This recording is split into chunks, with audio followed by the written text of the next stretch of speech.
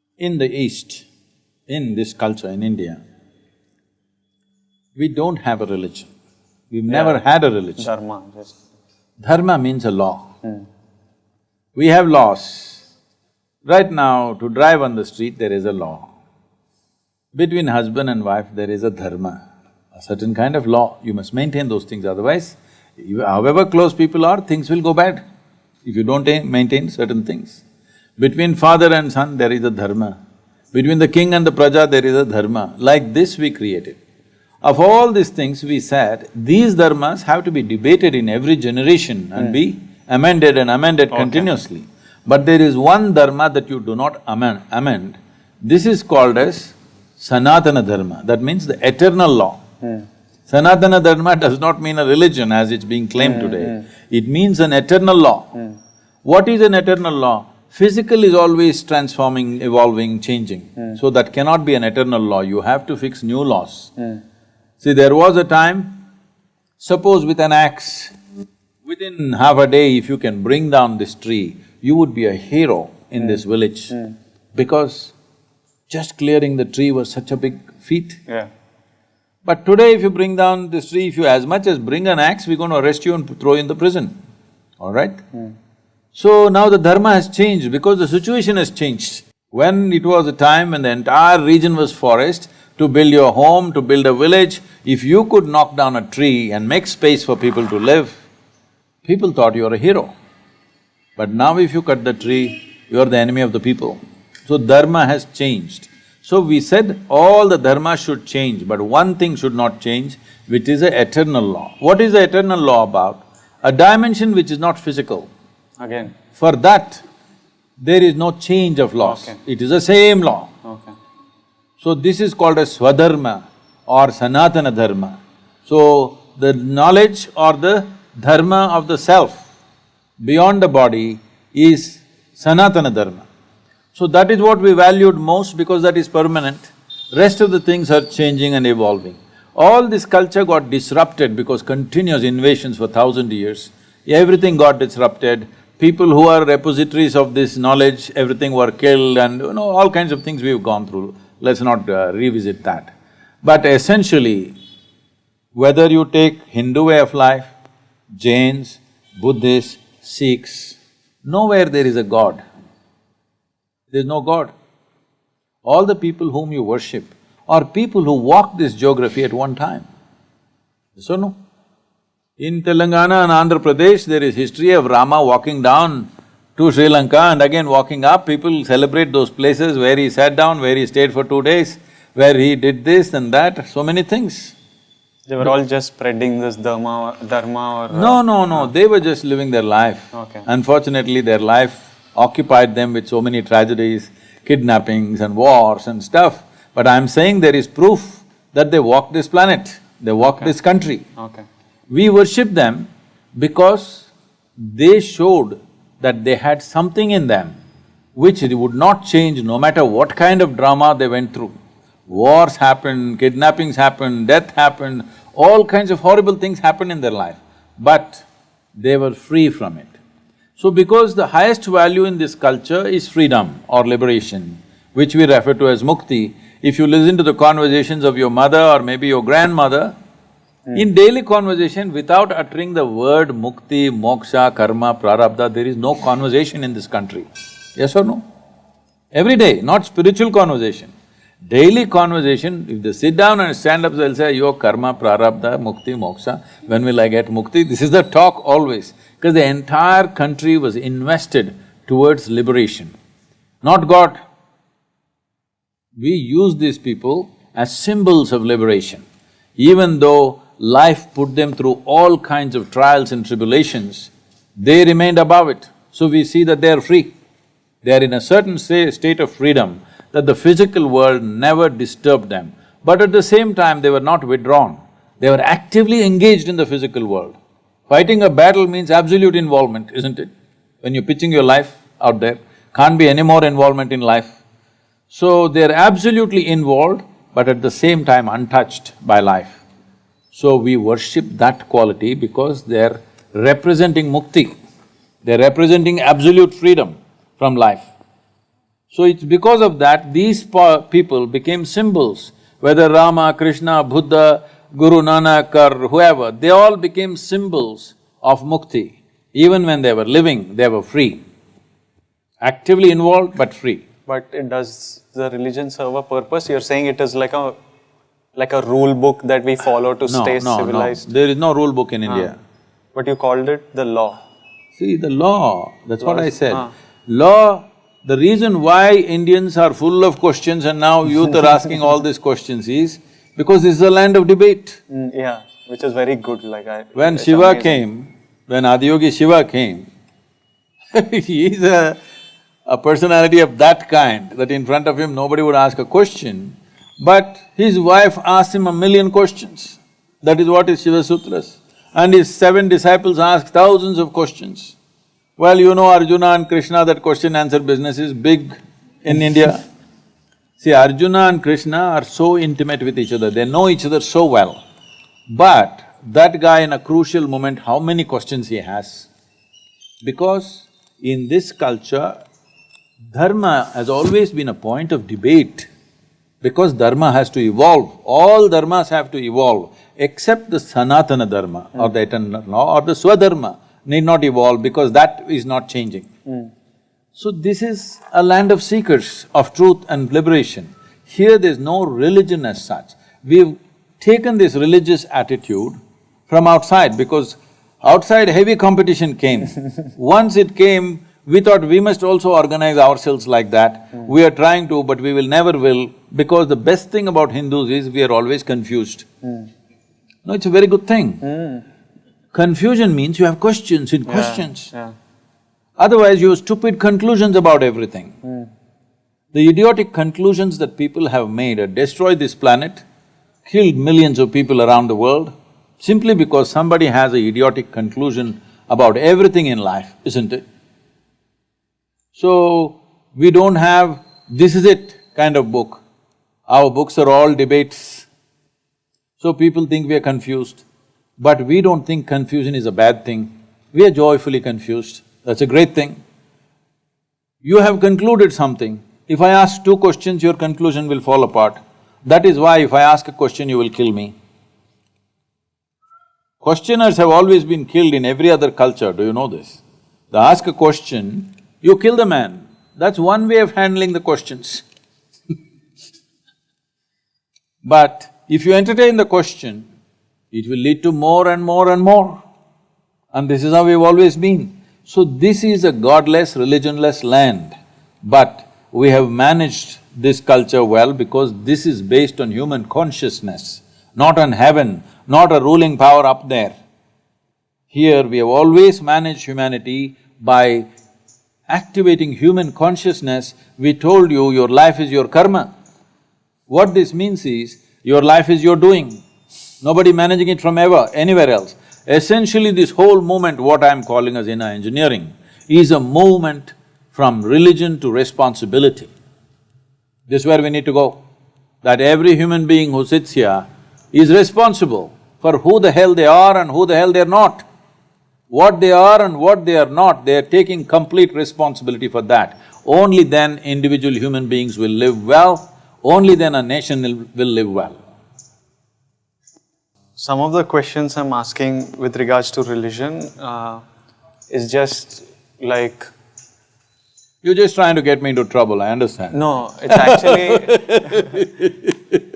it's actually like you could say pass Sadhguru if you do not want, you can just say pass this question. No, but I you don't won't. pass any question because, that's why I'm sitting in the police lines. Oh yeah, I know that. So like some of these questions come from across, I think the youth that follow me, especially my friends, come from across religions and cultures, and these are things everyone questions, from be you a Hindu, a Muslim or a Christian.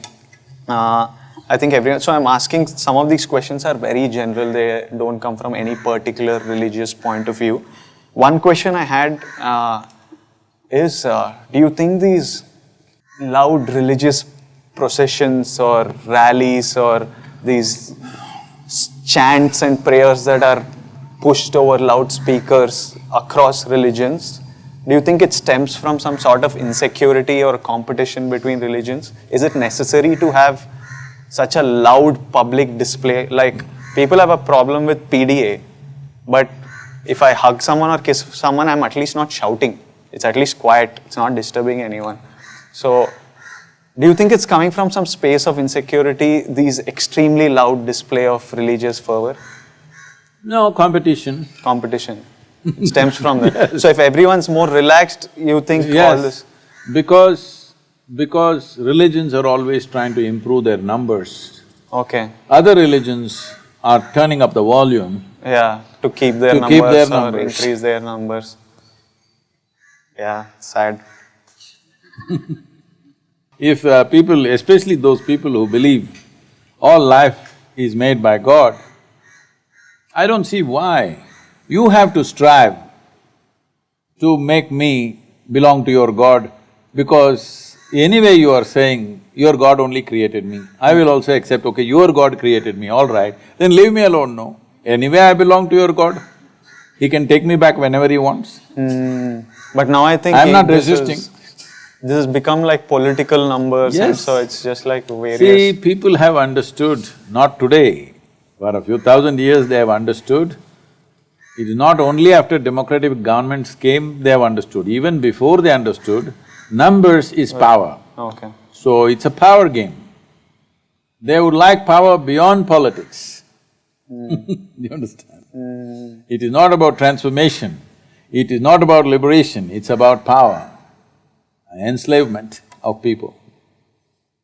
Since I was growing up, and now we are in the Ganesh Chaturthi season of the year, it has always been like after Diwali, it was my most favorite festival, because in school we would make these chariots, take a procession, and it would be celebration, we would all enjoy it. But once I grew up, I wondered, once I came to the city and saw the amount of clutter it creates, I always wondered, it's a social celebration, we celebrate together. I wondered why one big Ganesha for the entire city, like a Jagannath Yatra or something for example, why can't we all have one at home and then just the entire city celebrate together with one, instead of making 3 every street, and then it has one domino effect of polluting, because people are careless. It was not meant to be this way probably when it started, but now that we have made it this, do you think like a rule passed by the government that one Ganesha, it would have political repercussions, so no one will dare do it, but doesn't it make more sense? So we can do it at some point. That… see, right now, in many cities, it's been made like this. For example, Diwali crackers. Everybody is supposed to come to one big ground in the city, and all the children come there and burst their crackers. Instead of bursting it all over the place in certain towns and cities, it's slowly being cultivated. Not 100% mandatory, but it's being pushed in that direction. Don't burst crackers all over the town. Everybody assemble in one place and do it. The next step would be, like in United States and other places for their July 4th and stuff, they have major firecrackers.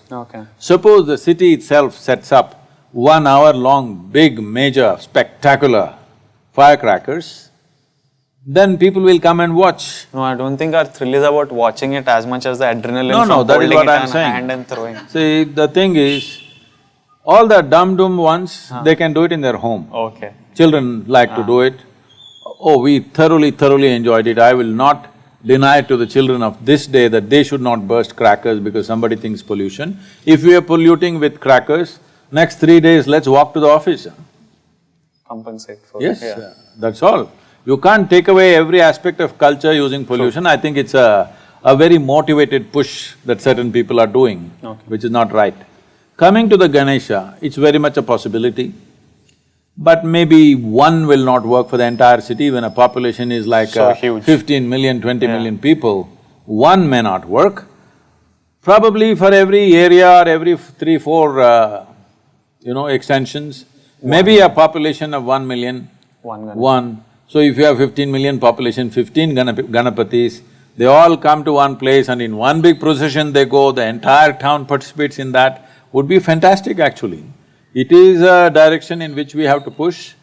We made some attempt We have done this with Pongal in Tamil Nadu, there are 4 days of Pongal.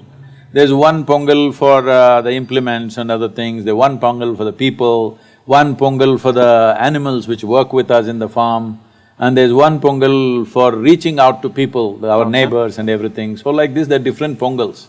So these 4 days, everybody is doing in their own way. Now we've done this in our ashram, we invite thousands of people to come, and together we are giving them an open field in the ashram to cook there openly, and it's like a big festival, we organize music and folk dances and everything. So people come in thousands and celebrate their Pongal there, instead of each one doing in their own home, because slowly they don't know what to do. All they do with a festival means just eating. There is no other celebration. Nobody is there to organize music, folk dance, this all used to happen in the villages. But now we are organizing it in the yoga center so that people come there and participate. Things like this can be created in every town in open fields where big celebration happens, organization and talent, display, children can participate, which people cannot do by themselves individually. Definitely we need to think in that direction. We should maybe push Hyderabad first in that direction, why not? We should, if they don't screw my happiness for bringing this up, No, we should. This is why you must do inner engineering, that nobody can mess with your happiness. They can maybe sabotage the activity, but they cannot mess with your happiness. People keep asking me, I keep unleashing one project after another which involves massive outlay of finance, activity, people. People say, Sadhguru, all this one after another you're doing, suppose it fails? If it fails, what to do, huh? If everything fails, I will still die blissfully, but I don't want to die without making an attempt to create what we want to create. Because nobody can mess my happiness. You come, we will fix you up, so nobody can mess your happiness. Once this one assurance is there in you, nobody can take away my joy. You will do many more things in life, isn't it? I don't know, if I'm just happy all the time, maybe I won't do much. No, tell me. You tell me, on a certain day you're very happy. On that day you're willing to do more, or you're unhappy, on that day you're willing to do more. I'm mostly happy when I'm not doing anything. That's not the point. See, that is because of excessive work. One day when you get a break, you think like that. Yeah. But you tell me, when you're happy, you're willing for more activity. Yeah, you're more energized and you can… You're willing to bend backwards and do what's needed, isn't it? True. When you're unhappy, we can't make you take one step. True. Point. Actually, true, no? Very true. 100%, huh? So we'll fix up your happiness in such a way that nobody can mess your happiness. Let's get the Ganapati thing going in Hyderabad. Yeah. One more thing I was wondering was, because Ganapati is such a huge thing, I was wondering, and all the people are very excited and passionate about this, but one day I was thinking, if instead of having a whole Ganesha statue and taking this procession and music and dance and the celebration, what if culturally from long back, from when it started, it was about these 3, 7, 9, 11 days, you clean your locality, clean the city. Do you think people would have participated in the festival as much if it was about cleaning rather than an easier job of taking See, that participation was there when we were rural communities, because everybody knew everybody. Here nobody knows, most people don't know who is their neighbor. Yeah, so they were not willing to go and clean that. Yeah, you feel desensitized to someone else's mess, why should I? So today we are expecting an organized municipality or a corporation to do that. So we don't have to get into that. But even if people can just get together, culturally come together, irrespective of their caste, creed and religion, that itself is a great thing. That is cleaning up the society, not the streets.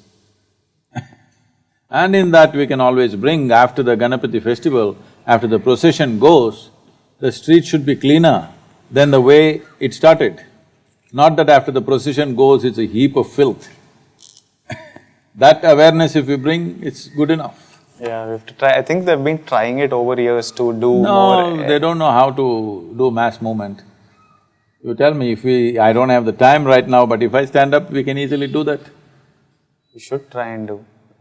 Isn't it save like a… Everybody keep one small Ganesha at home. Yeah. Bring your Ganesha and surrender to the big Ganesha in the locality. This big Ganesha, all of them start off at the same time, 15, 20 of them in the town. Everybody goes, everybody at least gets to walk 10 kilometers, which itself is a great feat. Yeah. They don't have to swim in Hussain Sagar, but at least they walk to it. Yeah. That itself is a big thing. My next question is from a boy called Ganesh Kumar, which is… Oh. Oh, yeah. So the question, this is related to family. So he was asking, should I care and be concerned and put effort towards family who don't care about you as much? They are my family, but they don't care, they don't show any sort of appreciation for what I do and how much effort I'm putting, and they're so distant, they don't even wish during festivals or… and we all have relationships in life, be it friends, be it family, be it colleagues. Somehow some people just are not grateful for having you or don't give you the acknowledgement for the effort you put in towards this. So should you care enough to continue putting this effort towards them, or should you just cut them off from your life? I am the cut-off batch. Like… See, what you wish to do, how much you wish to do with individual people is an individual choice. It's not for me to say something without knowing the realities of your life. True. But in general, why should your caring stop? Your activity or your time and your investment of time could be altered depending upon what is the relationship. But when you say family, generally you're talking about parents and siblings and stuff. Yeah. Well, today you've grown up and become a young man standing on your feet, but you must understand you were not born like this. Yes. You were born as a helpless infant.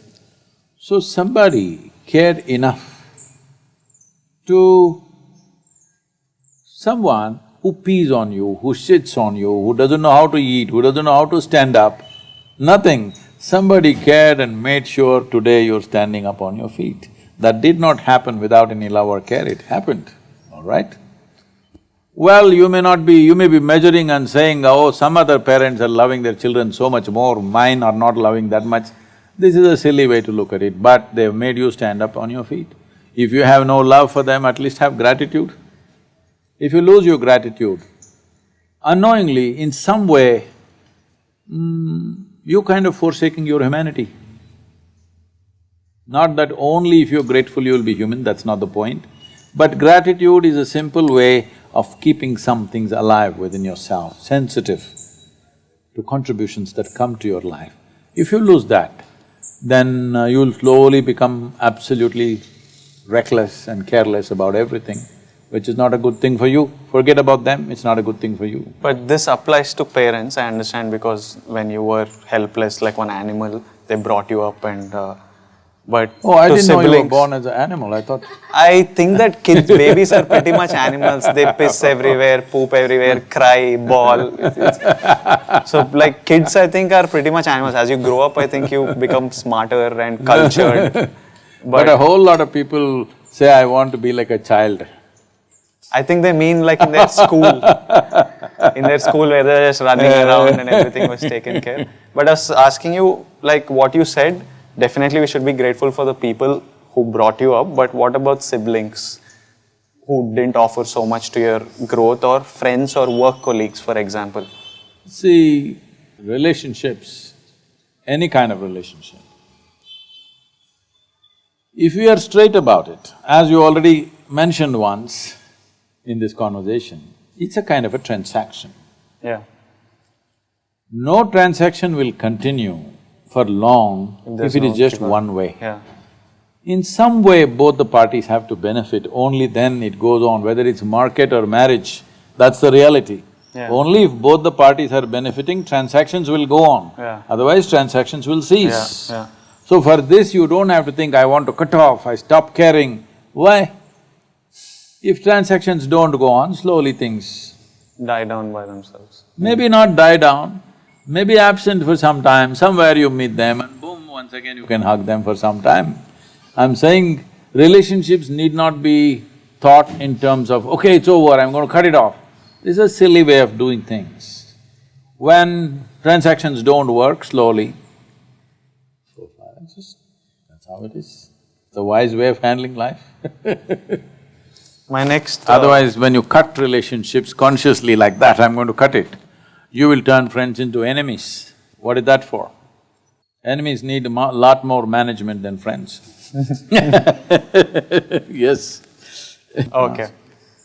So, once I knew I was doing this and it was youth and truth, I decided to put up an interactive message so that I get representation from the youth as well and get some questions to ask you.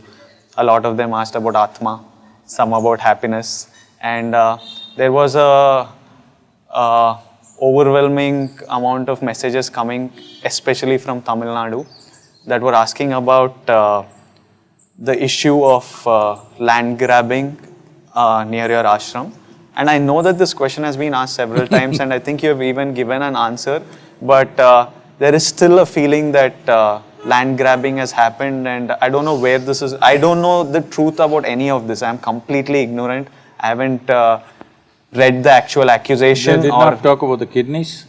Kidneys, no. Kidney grabbing, they didn't talk. Kidney grabbing, no. They've been going on with kidney grabbing for some time because it didn't work. Now they've come to land grabbing in the last 3 years. Oh, it's been in the going on last since 25 years, some campaign is going that I've killed 100 elephants. Raised out a full rainforest. Nobody knows where the rainforest is. And I killed 100 elephants with just my bare hands. And I pull kidneys out, you better check it out, you might have lost one. And this land grab. I've said this openly, I shouldn't say it too often, but because you're saying young people from Tamil Nadu are asking, I'll invite these young people, your fans, ask them to make a group of whatever, 10, 20 people who are very smart. Let them come with all the maps and panchayat documents, everything. Anywhere, either private land, government land, forest land, 1 inch, not 1 acre, 1 inch, if Isha Foundation has grabbed 1 inch of land, this is the last you'll see of me, I'll leave the country. How… is that good enough? So, this will put out… No, I'm saying this is going on like this. People said, they campaigned, they made videos of how elephants are dying in the ashram, okay? All animated videos were made. They said full forest was removed. Then we put out the Google Maps. The land was not in our hands in 2006, it was somebody else's land. Later on we bought it. From 2006 onwards, there are Google Maps. We put out the Google Maps, it shows it's barren land. No vegetation. No. And you see the Google Maps from 2006 to now, has vegetation gone up or gone down? Well, before that there were no Google Maps. Check the panchayat records. All the survey numbers that we own today, just check the panchayat records from 1994, since we own these lands. What were the crops before 1994? Was that forest? Was it even trees? Or was it crops, dry crops mostly? Well, check the panchayat records, don't go by what I say. But without checking, young people, if they're interested in truth or they're interested in just slander, you have done enough slander. United Nations recognizes me as the ecological champion in the world, okay? We are part of their program. We have the highest ecological award in the country, Indira Gandhi Paryavaran Puraskar. Wildlife Trust of India says that not an inch has been taken. Forest Department in Tamil Nadu says there is absolutely no encroachment. Ministry of Environment and Forests says there is no encroachment anywhere, nor are we in any way obstructing any wildlife. In fact, we've blocked all the hunters and others and sandalwood cutters and everybody, so we've made enemies, of course. We made enemies from vested interests, and they're going on for last 25 years. Young people must be interested in truth. I will open all the records. Panchayat is there, forget about my records. I'll open the gates of ashram for you to come and stay there for a week and investigate everything. Talk to all the agencies concerned. If 1 inch is taken, only 1 inch, if it's taken, I'll leave. Is that good enough for the young people? Have all these been put out, the UNESCO… Everything is there on the website. Okay, oh, all the documents… Yes, everything is there. This just goes on simply because it's a motivated media. anonymous media on the social media thing, they just go on saying the same things. So if they're genuine, if these fans of yours are genuine youth concerned about the ecology, concerned about justice in Tamil Nadu, please let them come and investigate whichever way they want. I'll open the entire document segment, it's all digitized, our documents. We'll open the entire thing, you can look at it. Then go and refer to it in the panchayat documents, that is also reasonably digitized. If there is any encroachment, please show me. All agencies have found there is no encroachment. And above all, am I interested in a stupid piece of land that you have? This is because certain people want access to the forest and we are sitting there as a block because it's at the tri-junction. Tri-junction? Tri-junction means three state borders are there. Okay. There is certain activity going on. It is those people who are carrying on this campaign endlessly. And why, ask the police. Ask the police what all they've been doing, because they want access to the jungle. Because it has resources? No, they have their own other agendas. Okay. But if there is a really interested bunch of kids who really want to know and they can spread the word… I'm telling you, I will get right now I will keep you as the contact. I will… If there are 10-15 people, sensible people who have some knowledge about this, want to come and examine, I'll do it. But after that, you and your fans must openly speak, this is absolute rubbish. They will, these 10-15 and… Please. Yeah, they will. Please do that now. Yeah, if there are interested It will people save a lot of time and energy for me answering this idiotic stuff all the time. Yeah. I think we could have done… If this wasn't an issue, we could have done one other question instead of this. Life is going waste because it's going on like this, the same thing. Why I'm speaking like this is because young people who are with me, these are not people who come for money, these are volunteers. They came in their 20s and they worked hard to build this entire thing. You must come and see what we have built. In the world, it's one of the unique places that we have built on the planet. People are coming from across the world today and it's appreciated everywhere in the country. It is on the Incredible India campaign, but these people are unhappy. I will tell you to what extent they're prejudiced.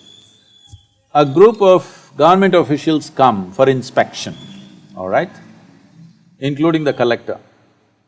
So one official says, they have built a factory shed without permission. Isha. Yes, Isha has Okay. built.